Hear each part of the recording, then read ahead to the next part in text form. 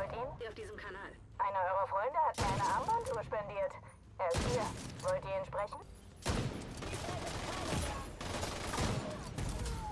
Sofortige medizinische Hilfe erforderlich.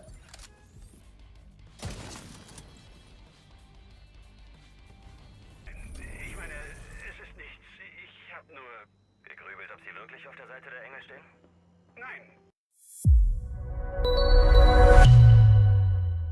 Ja, was grüß euch und habe die Ehre, ich begrüße euch zu einem neuen Division 2 Video. Ich bin die Fadewolzen und heute gibt es von mir ein Real Sniper Bild. Warum Real Sniper? Weil ein echter Sniper tatsächlich schießt, stellungswechselt, maximal zweimal schießt und dann Stellung wechseln muss, wenn er daneben geschossen hat oder dass man halt selber in die Luft jagt. So ähnlich spielt sich das Bild auch und es ist kein One-Shot-Bild, es hat aber auf dem Body bis 25 Millionen Schaden. Also spätestens nach dem zweiten Schuss liegt der, egal was für einer das vor dir steht. Schaut es euch an, schaut euch auch die Bildbeschreibung von mir ganz an, weil sonst baut es einer zusammen und sagt, wie ist das ein Scheiß? Ja, man muss schon wissen, wie man spielt und mich das interessieren, schreibt es mir in die Kommentare. Es wird gespielt mit der neuen Sniper verhüllt. Und bei dem Talent bin ich mir noch nicht ganz so sicher, wie das funktioniert, aber meiner Meinung nach genau umgekehrt wie die Overdogs. Tatsächlich von der Rang her, bei der Sniper sollte man theoretisch, so wie es drin steht, zumindest auf Deutsch drin steht, den höchsten treffen und dann sich nach unten arbeiten. Bei den Overdogs ist genau umgekehrt. Du musst vom kleinsten anfangen zum höchsten. Das ist einmal so nebenbei, aber schreibt es mir mal ein, wie ihr das verstanden habt, weil im Gameplay wird es nicht so ganz ersichtlich, was für einen, dass ich jetzt treffen muss. Ich habe es dann noch so gebaut, dass was das, ja, wie man jemanden trifft. Also, wie gesagt, funktioniert auf dem geil, ist kein Meta-Bild nicht, aber es macht enorm Spaß, wenn einer gern Sniper spielt. Ja, dann würde ich sagen, packen wir es mit dem Bild.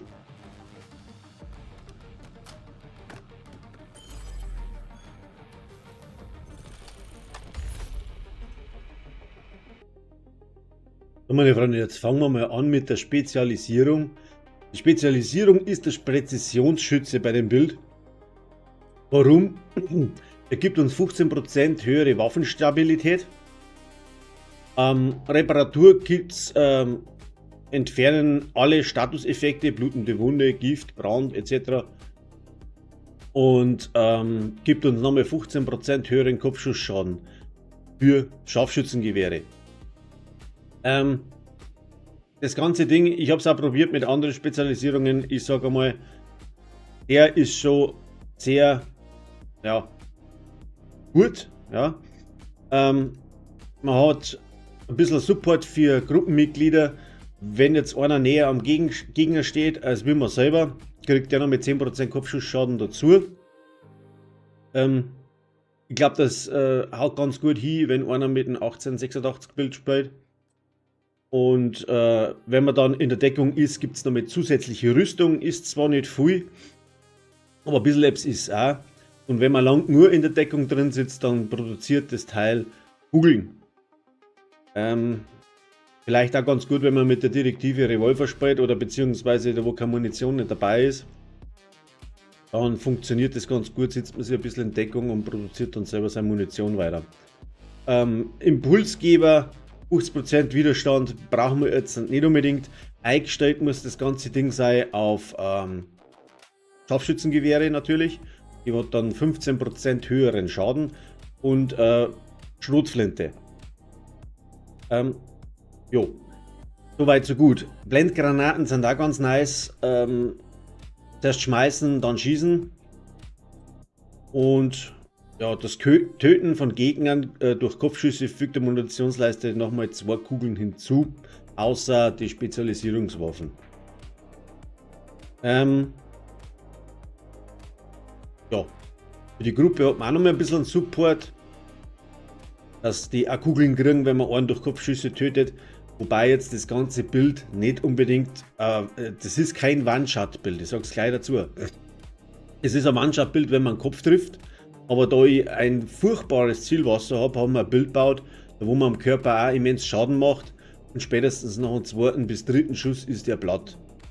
Wurscht was für einer. Jetzt wird es dann im Gameplay sehen und ja. Dann wir mal weiter mit dem Bild. So, das Bild spielen wir mir mit der neuen Sniper, der verhüllt, wie es auf Englisch heißt, weiß ich nicht, Shroud, glaube ich, irgendwie so, habe ich gelesen. Und schaut euch bitte das ganze Video an von dem Bild und dann auch ein bisschen das Gameplay, weil es ist ein bisschen verrückt, so mit dem Ding zum Spielen. Und ich bin tatsächlich noch nicht ganz drauf gekommen, wie man am besten die Gegner avisiert und umhaut, damit man immer den Maximal-Buff hat. Es steht drin bei den Talente, wichtiges Prioritätsziel, erhöht den Waffenschaden entsprechend der Ranghierarchie um 125% für den ranghöchsten Gegner, der sich derzeit im Kampf befindet. Das heißt, ich laufe auf einen Kontrollpunkt zu und der erste Schuss ist ohne den Buff, weil die sitzen ja da und wissen noch nichts für einen Glück, ja, oder stehen da. Folgedessen funktioniert es dann erst, wenn die aufmerksam auf dich geworden sind. Und da wäre dann die ersten zum Treffer Jäger, Abtrünniger, Anführer, Tank, Schild, schwer bewaffneter, RPG, Sunny, Operator, Kampfhund und Marodeur. Im zweiten Rang Unterstützung, Ingenieur, Leibwächter, Immobilisator, Bombenleger, Minipanzer, Drohnenführer. Und dann alle anderen Gruschgramm-Dinger, die wo man anstängen. Also Fertigkeiten etc. Jetzt ist es so, die meisten werden jetzt sagen, ja, machen wir mit den Overdogs. Die Overdogs, die funktionieren genau andersrum. Also dann hast du entweder den Buff von den Overdogs oder du hast den Buff von der Waffe, aber niemals beide, weil eben das genau konträr rennt. So meine Meinung. Wenn das nicht stimmt, schreibt es uns bitte in die Kommentare. Ich lasse mich gerne eines Besseren belehren, aber so habe es halt ich verstanden und im Gameplay ist tatsächlich auch so, ich mache jetzt halt Schaden zwischen 5 Mille und 25 Mille, aber pro Schuss auf den Körper, wohlgemerkt. Aber wie genau, dass sich das jetzt da verhält, ist ein bisschen so eine Geschichte. Wobei ich muss sagen, ist völlig egal, weil spätestens nach dem dritten Schuss fällt sowieso jeder um. Wenn man nicht gerade im Rang 1 hängt und ein Rang 3 Teil aufschießt, dann stimmt das auch so, was ich sage. So, die verhüllt ist natürlich mit Scharfschützengewehrschaden, 111% Kopfschussschaden und 10% Schaden gegen ungedeckte Ziele gerollt. Bei mir steht jetzt da Expertisenrang 22 oder genau Hausstufe 22. Lasst euch nicht abschrecken, ich habe das Gameplay ohne, also wir sollen sagen, ohne Expertise gespielt. Also da war die Waffe noch auf 0 gestanden und hat funktioniert, also nicht, oh mein Gott, schon wieder, ich bin noch nicht so weit. Egal, einfach die Waffen reinhauen und schauen, dass zumindest die von den Kernattribute ganz oben ist. Und dann funktioniert das Ding. Dann macht es natürlich nicht ganz so viel Schaden, als wie einer, der jetzt eine Waffe hat mit 22, ist ganz klar. Aber ja, weiter im Text. Dann habe ich da die M870 MCS. Warum habe ich die genommen? Weil die bei mir 1,7 Mille Schaden macht, also droben ist. Mit dem Talent, wer ist das Ding? Stromlinien. Das erhöht den Waffenschaden nochmal um 42%, wenn keine Fertigkeiten abklingen. Das heißt, das ist die Notfallwaffe. Wenn einer zu nah kommt, ja, dann einfach die Waffe ziehen und auf den Kopf schießen. Die macht brutalen Schaden, sollte auch keiner überleben. Hat bei mir funktioniert. Wenn einer anderes Talent aufrollt, bitte gerne. Zum Beispiel, wie heißt das wieder mit der Schlange? Ja, muss ich dann tatsächlich nachschauen. Wie heißt das mit der Schlange? Ich kann mir aber gerade Battle nah und persönlich, genau. Wenn einer nah und persönlich drauf tut, ist auch gescheit. Musst du zuerst noch umklatschen, damit das Talent aktiviert wird für 10 Sekunden. Stromlinien ist halt immer aktiviert, wenn du nicht Schild oder irgendwas von den Skills da unten im Abklingen hast. So, dann haben wir Habsburg. Gut. Die Maske. Ist komplett auf Rot. Ist ein bisschen tricky zu farmen. und die ist dann gerollt auf Schaden durch kritische Treffer, Chance auf kritische Treffer und Chance auf kritische Treffer. Warum und wieso nicht Kopfschussschaden, sage ich euch dann auch noch. Die Habsburg gibt uns 13% Kopfschussschaden, 20% Scharfschützengewehrschaden. Rechnen Sie mal mit, 20% Scharfschützengewehrschaden. Warum gibt es uns das? Weil ich habe den Ninja Bike drinnen. Ich habe da verschiedene Sachen durchprobiert und vom Scharfschützen, Waffenschaden kommst du so am allerbesseren hin. Der Ninja Bike, der produziert ein Teil dazu, der hat das Talent, dass er jedes Ausrüstungsteil verdoppelt. Praktisch, du tust jetzt was ich, ein Teil Habsburg und rein theoretisch hast dann 2 Teile Habsburg drin. Sprich, es schaltet immer das zweite Talent von dem jeweiligen Set frei. Ja, der ist oben, habe ich Chance auf kritische Treffer drauf tun. Dann haben wir Cesca. So, bei der Cesca oder bei der Brust war man nicht so ganz sicher, ob ich die rein tue oder eine andere hernehme. Ich habe es jetzt einmal so rein da. Chance auf kritische Treffer 8%. Genau deswegen habe ich es eine da. Und dann 20% Gefahrenschutz, was auch ganz gut ist, weil wir halt nicht viel Rüstung haben. Und 20% Gefahrenschutz ist jetzt besser wie nichts. Dann ist die auf Waffenschaden, Schaden durch kritische Treffer, Chance auf kritische Treffer und nochmal Chance auf kritische Treffer. Und dann das Talent Fokus. Da man mit meinem Scharfschützengewehr also sowieso immer zielen muss mit dem Rohr, weil das geht gar nicht anders, außer man schießt aus der Hüfte, ist das Talent auch nicht schlecht. Erhöht den gesamten Waffenschaden um 5% für jede Sekunde, die man mit 8-facher oder höher Vergrößerung zielt, bis maximal 50%. Das heißt, wenn er mal ein bisschen zeitlos, kann ich nochmal 50% Waffenschaden dazu generieren. Funktioniert natürlich nicht immer, aber bei den ersten Schüsse, wenn man weit nur weg ist, so wie das Bild zum Sprühen ist, wird man weit oder so, sagen wir mal maximal oder mindestens 50 Meter vom Feind weg sein. Darum sage ich, ist das ein Real Sniper, ja, weil Kopfschuss tödlich, ganz klar, aber wenn der richtige Sniper auf den Body schießt, haut es dir genauso weg. Da ist auch wurscht, wo er trifft. Und so ähnlich ist das Bild tatsächlich auch. Also wie gesagt, der Fokus. Gibt es noch den benannten, die benannte Weste mit dem Fokus. Ich habe jetzt die Cesca genommen, eben wegs Chance auf kritische Treffer. Dann haben wir drin ein Teil Heißsporn. Warum? Scharfschützengewehrschaden 30% und Waffenhandling 30%. Das heißt, schnelleres Nachladen etc. Ja. Scharfschützengewehrschaden haben wir jetzt mittlerweile schon 50% mehr mit dem ersten Teil, was ich gesagt habe, mit den Habsburg haben wir 50%. Ja, dann die neuen Teile auf dem Punkt. Auf dem Punkt, da kriegst du 10% Präzision, 30% Fertigkeitswirkzeit, brauchen wir nicht unbedingt, aber man kriegt nur mit 30% Scharfschützengewehrschaden. Da geht schon was. Dann Waffenschaden, dann haben wir 38% Präzision und dann haben wir da 10% Kopfschussschaden drauf. Die 3 Teile kriegt man deswegen zusammen, weil man da das zweite Teil, die Knieschoner, haben wir nochmal Waffenschaden drauf, das ist noch nicht ganz ausgerollt, da ist mir März ausgegangen. Und Chance auf kritische Treffer, Schaden durch kritische Treffer. So wäre das Bild aufgebaut. Ich habe die Pflasterdrohne dabei, ich mir mal schnell ein Pflaster da und einen Wiederbeleber. Wenn der Wiederbeleber aktiv war, kannst du die Schrotflinte vergessen. Aber es sollte ja sowieso ein Nothaken sein zum, Nothaken einfach. Ne? Jetzt hat es mich doch erwischt. Nochmal eine nächste Chance. Die Pflasterdrohne sollte man, da habe ich tatsächlich einen Batterieplatz, der wohl leer ist, Wirkzeit drinnen haben, Lebensenergie drin haben und da sollte eigentlich nicht Schadensminderung drin sein, sondern irgendwas mit Heilung, das die Heilung verstärkt.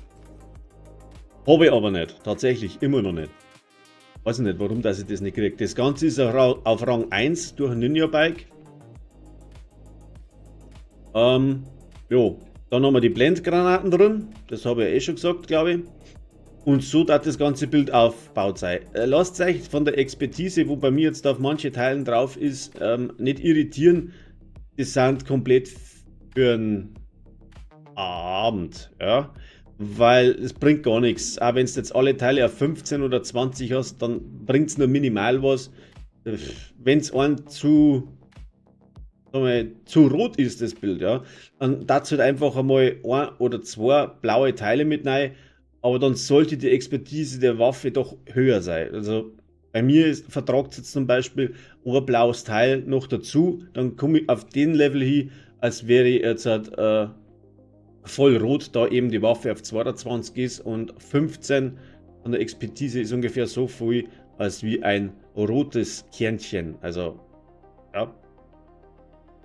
Also folgedessen könnt ihr jetzt da ein blaues noch mit Nitro, hätte mehr Rüstung und genauso viel Schaden wie einer, der wo auf Expertise 0 ist und ein rotes Bild dann hat. So rum, ja. Ja, die Handwaffe habe ich zwecks der Optik mitgenommen, weil da das Haus verliert nie draufsteht und mit einem Kasperl. Hat mir recht gefallen. Wo es da eine, das ist völlig wurscht. Ja? Es könnte vielleicht auch die Maxim, also die Spezialisierungswaffe, eine der Kopfschüsse gewähren für 15 Sekunden 25% Wertfertigungsschaden. Bringt überhaupt nichts. Ah, schon, jetzt habe ich die falsche erwischt. Ja, ist scheißegal. Könnt ihr nicht da was Lustiges hat.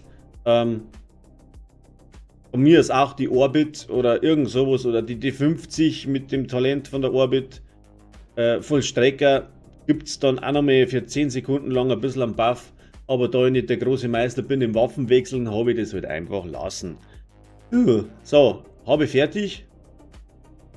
Ja, was ich immer wieder vergiss, die Uhr sollte natürlich voll sein, weil sonst kommt es auch wieder nicht auf den Schaden hin. Ja? Das ist bei mir schon länger voll, vergiss ich immer zum Sagen, weil das eigentlich schon nebenbei so mitläuft. Aber für alle neuen Spieler, die Uhr sollte voll sein, nicht dass einer daherkommt, oh, ich bringe den Schaden nicht zusammen, liegt dann an der Uhr, weil die noch nicht voll ist. So. Ich glaube, wenn ich es nochmal sage, dann schlagt mich einer.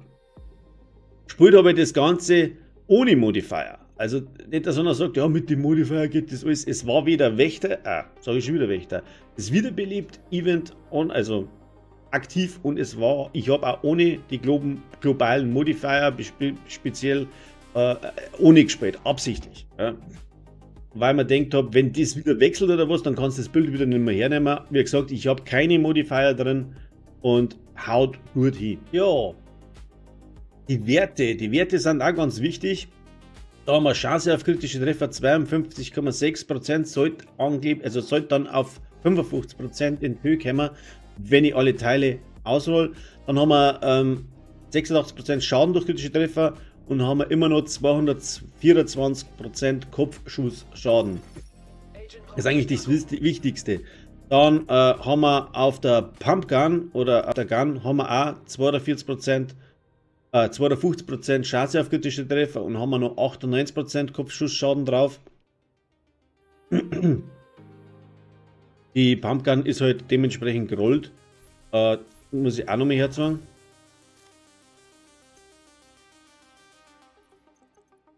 So, da haben wir folgendes drauf: optimale Reichweite. Dann haben wir Nachladetempo 20% und da haben wir dann auch nochmal Nachladetempo 14%. Es ist auch ganz wichtig, dass das Ding schnell nachlädt, weil es nicht arg viele Kugeln drin hat, aber es hat auch immens Schaden aussehen. Zumindest wenn einer nah da steht. So, jetzt dann wir weiter mit dem Bild. Ja, das war es jetzt dann von meiner Seite. Ich weiß nicht, geh in den Schießstand runter.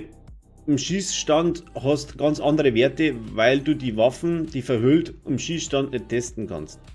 Weil eben das mit den Gegnern arbeitet, welche das sind, dann kannst du den Buff nie aktivieren. Und wenn es jetzt dann noch einer fragt, wo hat er jetzt die komische Decken daher für das Gewehr, das war ein Skin, den gab es zum Kaufen. Ich habe mir erlaubt, das Ding zum Kaufen, weil mir hat es einfach gefallen. Weil der andere Lappen, was darum dumm gewickelt war, ein bisschen fad war. Wo sie vielleicht jetzt dann noch mal dazu sagen sollte einer irgendwas kaufen wollen, momentan gibt es eine neue Maske. Ich sage jetzt auch ganz schnell, weil ich dabei bin. Maske? War das Maske oder Hut? Oh, ich glaube Maske. Muss ich schnell noch mal durchschauen, ob es noch mal filmt. Ja, genau. So. Das Ding gibt es momentan, wenn man sich Credits kauft. Da muss man Credits kaufen für 19,99. Dann gibt es den Helm da mit dazu, sprich Maske. Für den einen oder anderen, dem was gefällt, ist vielleicht eine gute Info. Wo war denn der Shop da? Credits erhalten. Bei mir sagt man es jetzt nicht mehr. Aber tatsächlich doch, da im hinten, na da nicht. Wurscht. Aber da hat es bei mir gegeben. Für einen, der was noch nicht gekauft hat, sollte es bei 1999 da ganz hinten angereiht sein. Da gibt es dann die Masken zum Kaufen. Ich hoffe, wenn das Video online geht, es ist nur so. Sonst habe ich einen Scheiß verzeiht. Es war bei mir auf alle Fälle zum Kaufen. So. Dann wären wir soweit fertig. Und dann gehen wir zum Gameplay.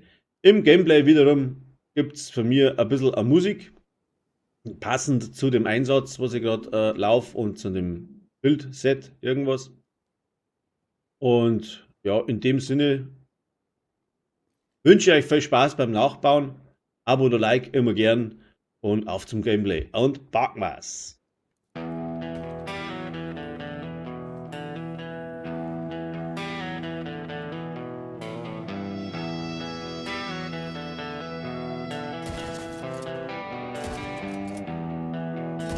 Ich bleib im Schatten durchs Hilfenrohr. Der Feind da vorn merkt nix davor. Kein One-Shot-Hype, nur sauber gespielt. Ich bin der Sniper, der's ernst meint, nicht zielt. Deckung wechseln, einmal tief schnaufen, dann kommt der Schuss, keiner Herzschnaufer. Du siehst mich nicht, doch ich seh dich.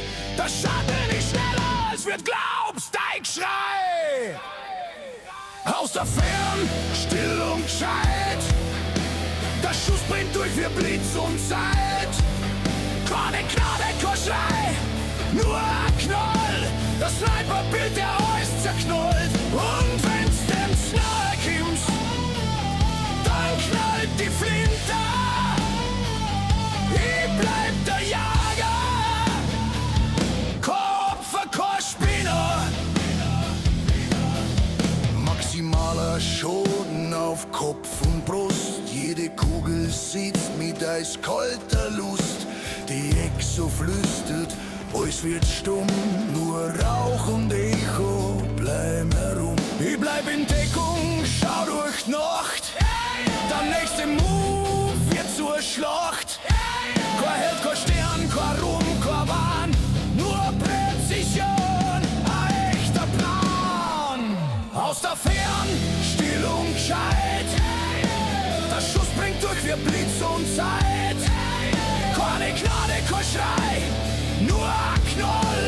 Das Sniperbild, der alles zerknallt. Und wenn's ins Neue kommst, dann knallt die Flinte. Ich bleib der Jager. Kein Spinner. Der Lauf ist heiß, der Atem brennt. Ich wart bis alles in Staub zerbrennt. Kein zweiter Schuss, kein Zufall heut. Nur einer, der immer trifft, jederzeit. Aus der Ferne, ich bleib unsichtbar. Der Schatten scharf schützt gefährlich klar. Der Kopf ist ruhig, der Finger leicht. Das Sniperbild der Arbeit reicht.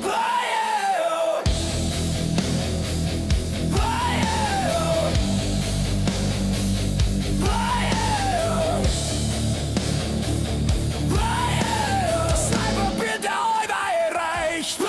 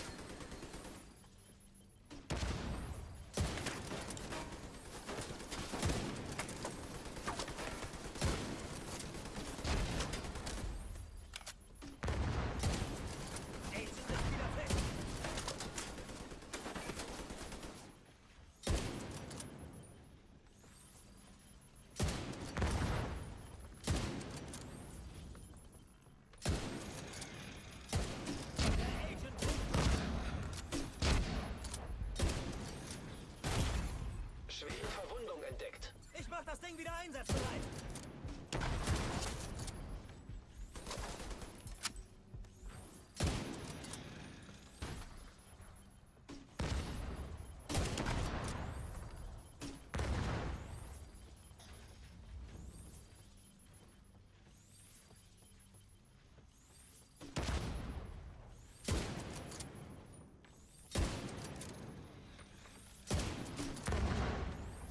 Wir haben das Ziel erwischt. Gut gemacht.